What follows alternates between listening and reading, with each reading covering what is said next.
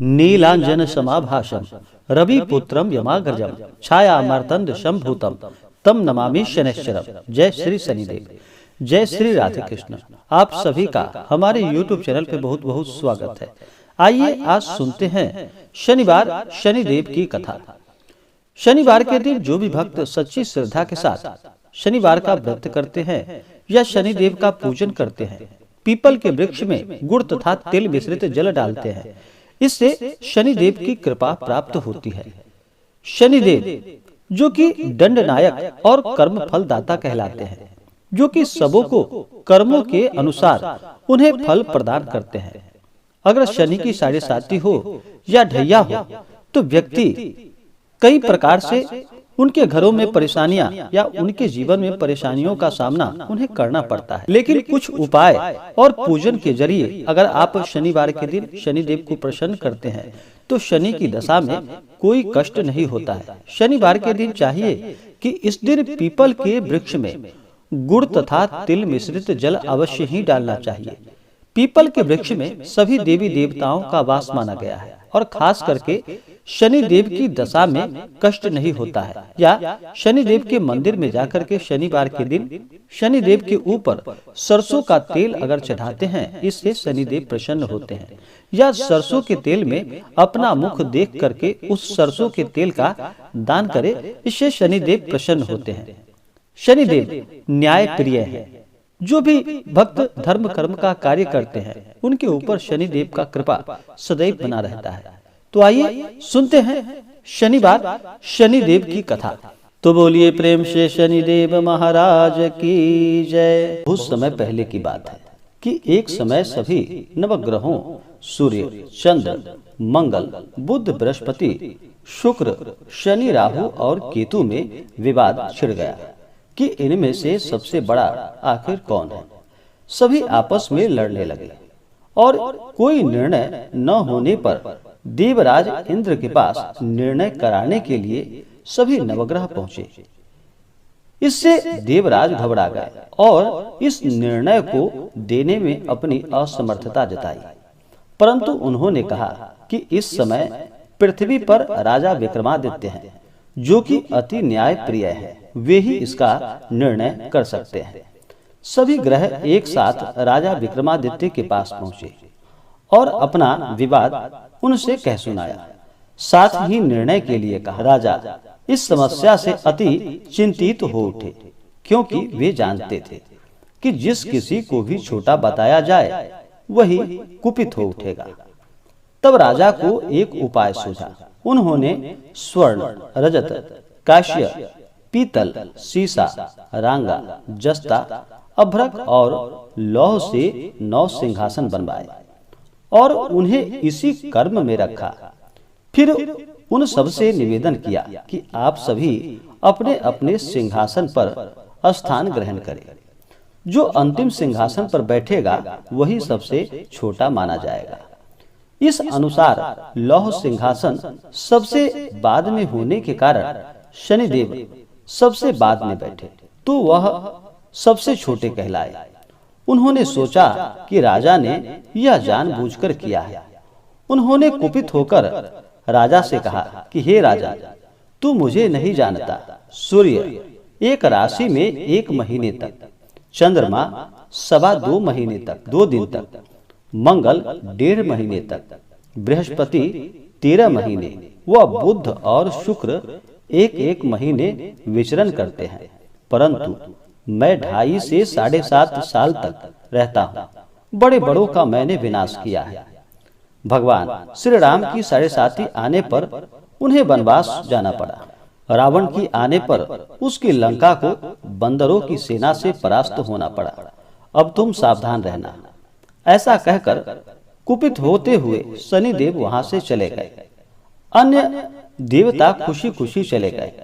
कुछ समय के बाद राजा की 7.5 आई। तब शनिदेव घोड़ों के सौदागर बनकर वहां आए। उनके साथ कई बढ़िया घोड़े भी थे। राजा ने यह समाचार सुनकर अपने अश्वपाल को अच्छे घोड़े खरीदने की आज्ञा दी। उसने कई अच्छे घोड़े खरीदे व एवं सर्वोत्तम घोड़े को राजा को सवारी हेतु दे दिया। राजा यूं ही उस पर बैठा वह घोड़ा सरपट वन की ओर भाग चला।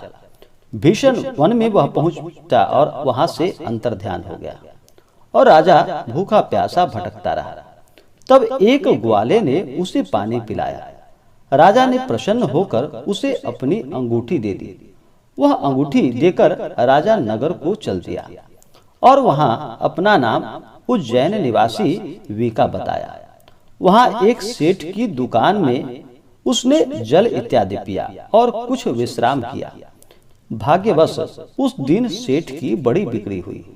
सेठ ने उसे खाना खिलाने के लिए कहा कि आओ मेरे साथ, मैं तुम्हें अपने घर ले चलूं और वहां पर खाना खिलाऊंगा। तब राजा उस सेठ के साथ चले गए और जब उसके घर में गए तो वहां देखा कि एक खूंटी पर एक हार टंगा है जिससे कि खूंटी निगल रही थी। थोड़ी देर में पूरा हार गायब था। तब सेठ के आने पर देखा सेठ ने कि हार गायब हो चुका है। उसने समझा कि वीका ने ही उसे चुराया है। उसने वीका को कोतवाल के पास पकड़वा दिया। फिर राजा ने भी उसे चोर समझकर उसका हाथ पैर कटवा दिया और वह चौरंगिया बन गया और नगर के बाहर उसे फेंकवा दिया गया। वहां एक तेली वहां से निकल रहा था जिसे कि उस पर दया आई और उसने वीका को अपनी गाड़ी में बिठा लिया। वह अपनी जीभ से बैलों को हाँकने लगा। उस काल राजा की शनि दशा समाप्त हो गई। वर्षा काल आने पर वह मल्लहार गाने लगा। तब वह जिस नगर में था वहां की राजकुमारी मन भावनी को वह इतना भाया कि उसने मन ही मन प्रण कर लिया कि वह उस राग गाने वाले से ही विवाह करेगी। उसने दासी को ढूंढने के लिए कहा। दासी ने बताया कि वह एक चौरंगिया है, परंतु राजकुमारी ना मानी। अगले ही दिन उठते ही वह अनशन पर बैठ गई कि विवाह करेगी तो उसी से करेगी। उसे बहुत बार समझाया गया, लेकिन जब वह ना मानी तो राजा ने उस तेली को बुलाकर और विवाह की तैयारी करने को कहा। फिर उसका विवाह राजकुमारी से हो गया।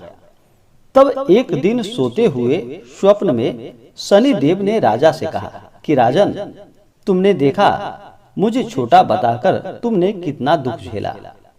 तब राजा ने उनसे क्षमा याचना की और प्रार्थना की कि हे शनिदेव, जैसा दुख मुझे दिया है और किसी को ऐसा दुख ना देना। और फिर शनिदेव मान गए और कहा कि जो मेरी कथा और व्रत कहेगा उसे मेरी दशा में कोई दुख प्राप्त नहीं होगा। जो नित्य मेरा ध्यान करेगा और चींटियों को आटा डालेगा उसके सारे मनोरथ पूर्ण होंगे। साथ ही राजा को हाथ पैर भी वापस दे दिए। प्रातः आंख खुलने पर राजकुमारी ने देखा तो वह आश्चर्यचकित रह गई। वीका ने उसे बताया कि वह उज्जैन का राजा विक्रमादित्य है। सभी अत्यंत प्रसन्न हुए। सेठ ने जब सुना तो वह पैरों पर गिर पड़ा और राजा विक्रमादित्य से क्षमा मांगने लगा। राजा ने कहा कि वह तो शनि देव का कोप था, इसमें किसी का कोई दोष नहीं। सेठ ने फिर भी निवेदन किया कि मुझे शांति तब ही मिलेगी जब आप मेरे घर चलकर भोजन ग्रहण करेंगे। सेठ ने अपने घर नाना प्रकार के व्यंजनों से राजा का सत्कार किया। साथ ही सबने देखा कि जो खूंटी हार निगल गई थी वही अब उसे उगल रही थी। सेठ ने अनेकों मोहरे देकर राजा का धन्यवाद किया और अपनी कन्या श्री कंबरी से पानी ग्रहण का निवेदन किया। राजा ने इसे सहर्ष स्वीकार कर लिया। कुछ समय पश्चात राजा अपनी दोनों रानियों को लेकर मनभावनी और श्री कंबरी को सभी उपहार सहित लेकर उज्जैन नगरी को चले गए। वहां पुनर्वासियों ने सीमा पर ही उनका स्वागत किया। सारे नगर में दीपमाला हुई। वह सब ने खुशी मनाई। राजा ने घोषणा की कि मैंने शनि देव को सबसे छोटा बताया था, जबकि असल में वही सर्वोपरि है। तब से सारे राज्य में शनि देव की पूजा और कथा नियमित रूप से होने लगी। सारी प्रजा ने बहुत समय खुशी और आनंद के साथ बिताया।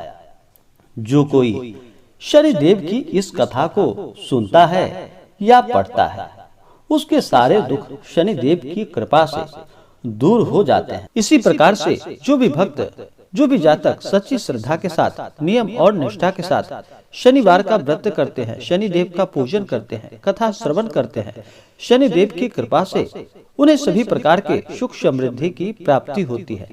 तो आशा करता हूँ कि यह जानकारी आपको अच्छा लगा हो। ऐसे ही ज्ञानवर्धक जानकारियाँ प्राप्त करने के लिए हमारे इस चैनल को लाल बटन दबा करके सब्सक्राइब करें, साथ में बेल आइकन घंटी दबाएं ताकि मेरे वीडियो का नोटिफिकेशन आपके पास सबसे पहले पहुंचे। वीडियो को लाइक और अपने मित्रों तथा दोस्तों के साथ शेयर करें। सुखी रहें और स्वस्थ रहें। जय श्री राधे कृष्ण। धन्यवाद।